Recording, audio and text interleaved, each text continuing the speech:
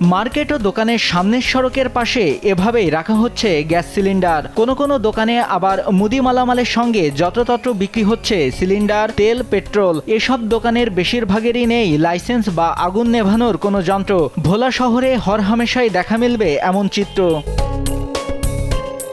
এতে পথচারী, ব্যবসায়ী ও এলাকাবাসী থাকছেন চরম ঝুঁকির মধ্যে। বিষয়টি নিয়ে উদ্বিগ্ন স্থানীয়রা বলছেন, প্রশাসনিক তদারকি না থাকায় মানছেন না কেউ কোনো নিয়মনীতি। অগ্নি নির্বাপনের ব্যবস্থা না থাকায় যে কোনো সময় ঘটতে পারে বড় দুর্ঘটনা। বাইরে যে সমস্ত দোকানের সামনে যে গ্যাস সিলিন্ডারগুলা, এগুলার জন্য আমরা ঝুঁকিপূর্ণ আছি। এবং এই সিলিন্ডারগুলা নিরাপদ জায়গায় যদি থাকে তাহলে আমরাও নিরাপদ থাকি। আসলে মূলত হচ্ছে যেই দোকানের যেই সিলিন্ডার, পাশে যে হচ্ছে তৈলর দোকান অর্থাৎ পেট্রোল, ডিজেল, এগুলো যেই সরকারের পক্ষ থেকে অর্থাৎ ফায়ার সার্ভিসের পক্ষ থেকে যে সকল আগুন নিবানোর যেই যন্ত্রগুলো, আসলে এগুলো কোনো দোকানই নেই।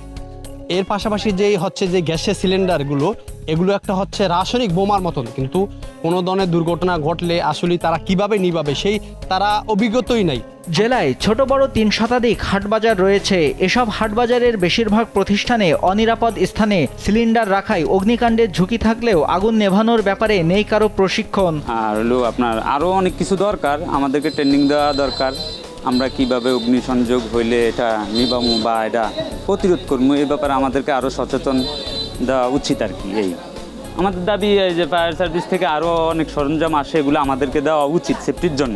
জেলা প্রশাসন জানায়, মানুষের জানমালের নিরাপত্তার স্বার্থে জনসচেতনতার পাশাপাশি মোবাইল কোর্ট পরিচালিত হচ্ছে। ধারাবাহিকতায় আমরা যারা এখানে দোকান মালিক, বিভিন্ন মার্কেটের মালিক রয়েছে, তাদেরকে নিয়েও কিন্তু আমরা আলাদা করে মিটিং করেছি।